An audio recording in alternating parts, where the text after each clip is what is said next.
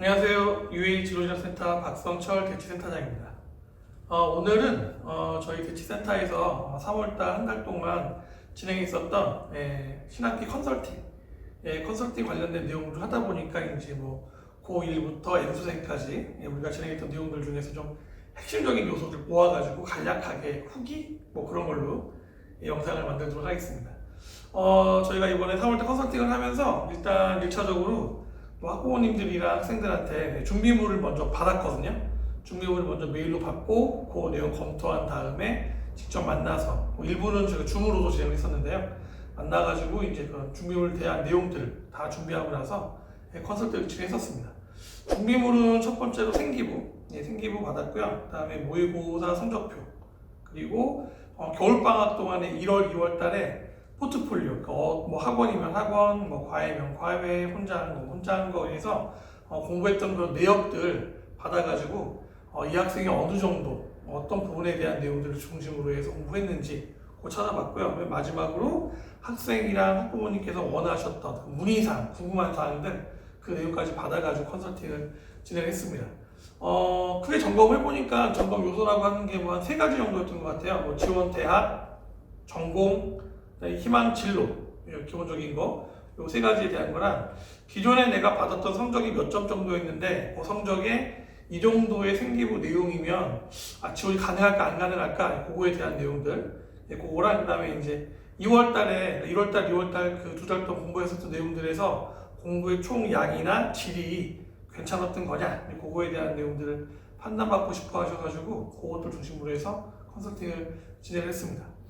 조금 더 구체적으로 들어가서 고1부터 N수생까지 차례 살펴보면 고1 같은 경우는 사실은 이제 고등학교 성적이 없잖아요. 그래서 중학교까지 있었던 생기부, 중등 생기부 같은 건 아시겠지만 성적이 대체로 다 좀 이렇게 상향으로 평균화되어 있죠. 보통 다 A 정도고 뭐 정수 같은 경우도 90점 넘는 학생이 되게 많은데 일단 그 기본적인 성적, 그 내용 받아봤고 그 다음에 세특의 내용들, 기재사항들 확인해 봤는데 사실 저희가 봤을 때는 중학교 관련되어 있는 과정은 대체적으로 이 학생이 공부를 좀 열심히 했구나, 꾸준하게 하는 친구구나, 그 정도에 대한 내용 확인했었고요.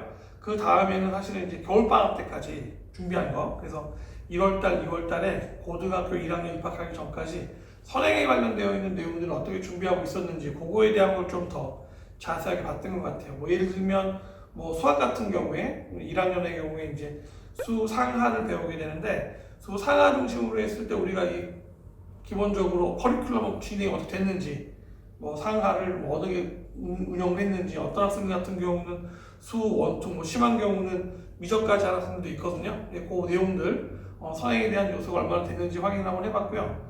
뭐 많이 하는 학생들 같은 경우는 뭐 통사 같은 경우도 겨울방학 때 선행을 되게 많이 했던 부분도 있었던 것 같아요. 전체적으로 기본적인 선행에 대한 요소들하고, 그리고 3월달 이후 관련되어 있는 내용에서는 학교별 내신 대비 수업, 그 관련된 수업 관련되어 있는 내용 준비를 얼마나 하고 있는지, 했었는지, 그런 것들에 대한 걸 중심으로 확인해봤던 것 같아요.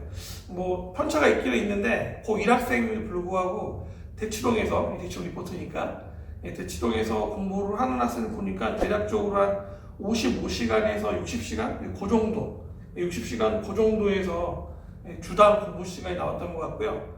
보통 뭐 저희가 아무래도 이제 그 컨설팅을 하는 학생들이 대치동 쪽 학생이 많다 보니까 학원을 되게 많이 다녔던 것 같아요. 겨울방학 동안에 뭐 세게 다니는 학생들 같은 경우는 뭐 기숙학원 같은 데 가가지고 아주 그냥 스파르타식으로 하는 학생도 있고, 그냥 그 동네 학원을 왔다 갔다 하면서 공부하고 또 요즘 스터디 카페 많이 다니잖아요. 거기서 공부를 하고, 그래서 보통 한 55시간에서 60시간 정도 내외로 방학 동안에 공부를 하더라. 물론 더 많이 하는 학생도 있지만 평균적으로 그 정도 하더라. 그게 이제 제가 해보니까 고1 학생들이었던 것 같고요. 고2 학생들 같은 경우는 저희가 고1 때 받았던 내신 성적, 그리고 2월 말까지 해서 뭐가 완성됐냐면 이제 창체를 비롯해서 세특 관련되어 있는 내용들이 다 완성이 됐잖아요. 근데 그게 이제 3월 10일 정도가 지나니까 다 입력이 돼 있어서 그 내용들을 기반으로 해가지고 저희가 이제 컨설팅을 진행했었단 말이죠. 고이 같은 경우는 기본적으로 내신 성적이 굉장히 중요하죠. 거의 뭐 저희가 이야기할 때 예비고사도 성격이 있다고 이야기를 하는데 성적이 일정 정도 기반이 돼줘야지 사실 그 뒤에 학생부 종합에 관련되어 있는 뭐 창체나 세특에 대한 내용들이 결정이 되기 때문에 성적이 안 좋은데 창체만 좋다, 성적이 안 좋은데 세특이 좋다, 그렇게 해갖고 사실은 별로 좋은 결과를 내기 어렵잖아요. 그래서 일단 내신 관련되어 있는 내용들을 중점에 놓고서 그 이후에 관련되어 있는 창체, 세특에 대한 요소들, 행특에 대한 요소들, 그 다음에 이제 또 하나가 이제 좀 헷갈려 하시는 것 같은데, 독서 관련되어 있는 내용들이 필요가 없다, 필요 없지 않느냐, 이런 이야기 되게 많이 하시더라고요. 그렇지 않고요.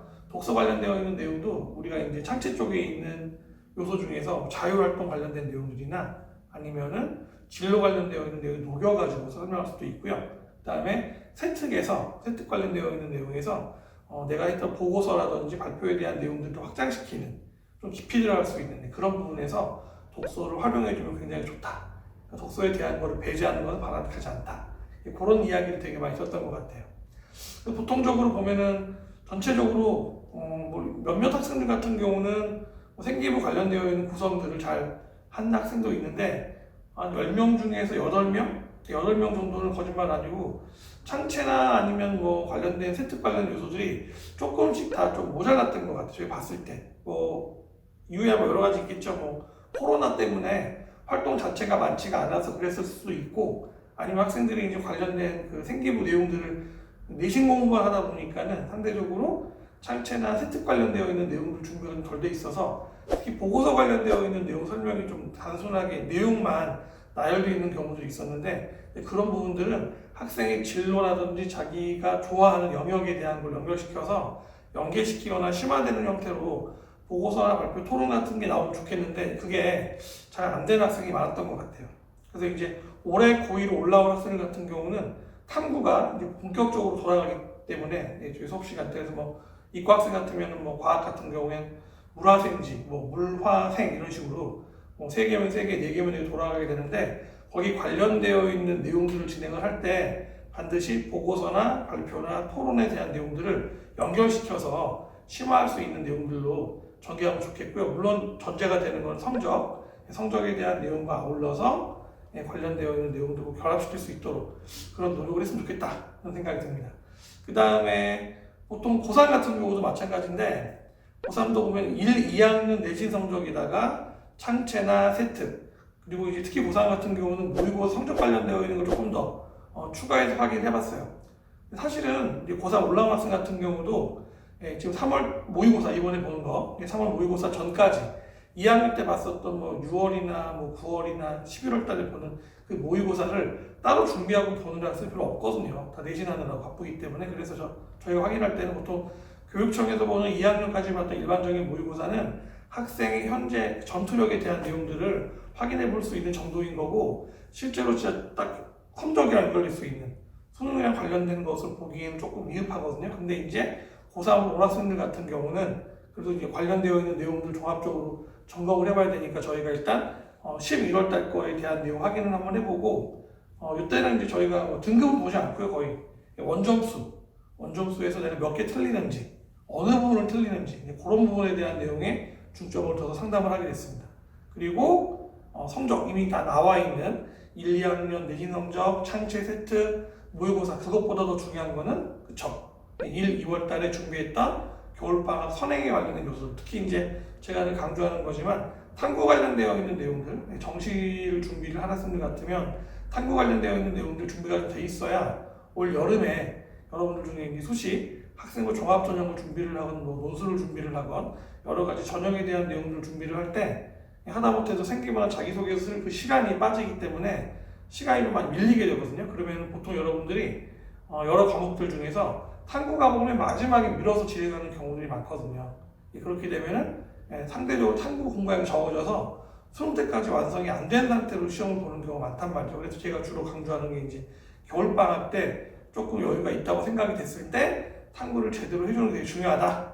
그래서 겨울 관련되어 있는 내용에서 국어, 수학, 영어 다 중요하지만 전체로 입시에 대한 요소에서 포트폴리오를 짜는 게 되게 중요하다. 그래서 그 내용에 대한 걸 중심으로 해서 이제 상담을 했던 것 같아요.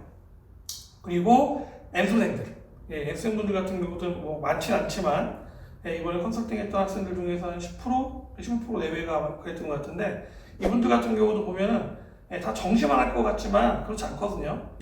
그 재수를 하는 학생들 같은 경우도 실제로 수시, 학생부 종합전형 관련되어 있는 내용으로 도전을 해서 합격하는 사람도 많단 말이죠. 그래서 이 학생 같은 경우는 수시 전형으로 지원이 가능하냐 안 가능하냐 그거에 대한 내용을 확인해 드리고, 그다음 추가적으로 이제 제가 봤을 때 올해 이제 문과 계열 같은 경우는 아무래도 논술 쪽으로 지원을 할 학생들이 조금 있는 것 같아요. 논술 관련된 내용에서 어느 정도 라인을 잡는 게 맞는지, 물론 아직까지는 성적이 나온 것도 아니고 전년도에 봤었던 수능 성적은 전년도 것이기 때문에 올해 6평 이후에 나올 수 있는 학생의 전력이랑은 조금 차이가 있잖아요. 그래서 저희가 이제 방향에 대한 요소에서 이제 뭐 3월달 이후에 어떤 목표를 갖고 공부를 해야 되고, 보통 저희가 이제 N수생 같은 경우는 6평을 1차적인 고지로 잡아서 1차 목표로 잡아서 6평 때 1차 성적이 나올 수 있게 세팅을 하는 걸로 컨설팅을 많이 진행했었던 것 같고요. 주로 미흡한 과목 중심으로 해서 심화학습을 얼마나 했는지, 그 내용들을 가지고서 6평에 타깃 설정할 수 있는지, 그런 것들을 대상으로 해서 주로